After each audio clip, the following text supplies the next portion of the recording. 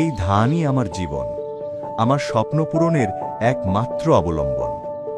এই ক্ষেতের প্রতিটা গাছের সাথে জড়িয়ে আছে আমার দিন রাতের গল্প।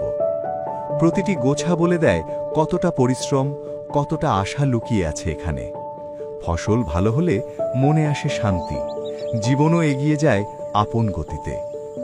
আমার স্বপ্নগুলো মুহূর্তেই রূপ নেয় দুঃস্বপ্নে। ক্ষেতের মাঝে নীরবে ঢুকে পড়ে এক অচেনা প্রতিদ্বন্দ্বী আগাছা, যা মাটির পুষ্টি, পানি, আলো, জায়গা সবকিছুর সাথেই লড়াই করে। মাটির বুক চেপে ধরে শিকড়ের শক্তি কেড়ে নেয় কৃষকের ঘাম, আশা, সব কিছুর ওপর ছায়া ফেলে স্বপ্নের সোনালী ফলনকে ধীরে ধীরে ম্লান করে দেয় এই নীরব শত্রু। যে মাঠে হাসি ফুটবার কথা, সেই মাঠেই ভর করে হতাশার ছায়া। একটু সমাধানের খোঁজে কত কি করেছি। ছুটে গিয়েছি হাটে থেকে বাজারের এক দোকান থেকে আরেক দোকানে। যদি কম খরচেই কাজ হয়, তাহলে আর বাড়তি খরচের কি প্রয়োজন? এই আশাতেই খুঁজতে থাকি একটা ভরসার সমাধান। সাময়িকভাবে মনে হয় সমস্যা বুঝি মিটে গেছে, কিন্তু কয়েকদিন পর এই সমাধানই ধীরে ধীরে দুশ্চিন্তার কারণ হয়ে দাঁড়ায়। আবারও জমিতে দেখা মেলে আগাছার। ফের শুরু হয় নিড়ানির ঝামেলা, বাড়ে শ্রমিকের খরচ, আর মাটিও আগের মতো নরম থাকে না। যে সমাধানের সাশ্রয়ী হবার কথা ছিল, সেটাই হয়ে ওঠে নতুন দুশ্চিন্তার কারণ।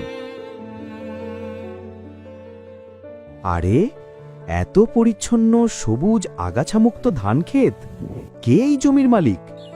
এইটা তো আমাগো নুরুল বিশ্বাসের। আমাকে নুরুলের কাছেই যেতে হবে এই সুন্দর ক্ষেতের রহস্য জানতে। আরে গফুর ভাই, যাও কই? নুরুল ভাই, আপনার কাছেই যাইতেছিলাম। আগাছার আক্রমণে আমার ধান ক্ষেতের দিকে তাকানো যায় না। ওষুধ দেওয়ার পরেও নিড়ানিতে আমার অনেক খরচ গেছে। ধানের চেহারাও খুব দুর্বল। তোমার জমি দেখে মনটা আমার জুড়াইয়ে গেছে। কি এমন ব্যবহার করছো তুমি? আসো মিয়া, এক জায়গায় বসে কথা কই। ধান রোপণের পরে কিভাবে আগাছা দমন করতে হয় সেটা বাবার হাত ধরেই শিখছি।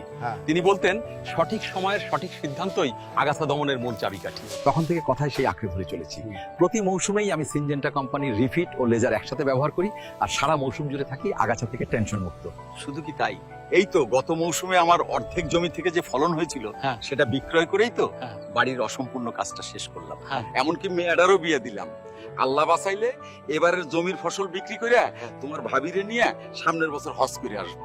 আমার এই উন্নতির পেছনে যা দেখতেছো সবকিছুর মূলেই আছে সঠিক সময়ে সঠিক সিদ্ধান্ত। আচ্ছা আব্দুল গফুর, তুমিও তো পারো আমার মতো জমি লাগানোর পরপরই ঘাস মারার জন্য রিফিট ও লেজার ব্যবহার করে ধানের ফলনটা নিশ্চিত করতে।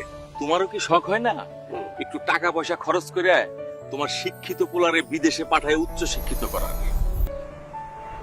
বুঝতে পারছি নুরুল ভাই, খরচ যখন করব বুঝে শুনেই করব। সাময়িক সময়ের জন্য সস্তার পেছনে দৌড়াবো না। আমিও চাই সঠিক সময়ে রিফিট ও লেজার ব্যবহার করে আমার পরিবারের জন্য একটি সুন্দর ও সমৃদ্ধ ভবিষ্যৎ গড়তে। রিফিট ও লেজার, সাশ্রয় ও সফলতার বন্ধন।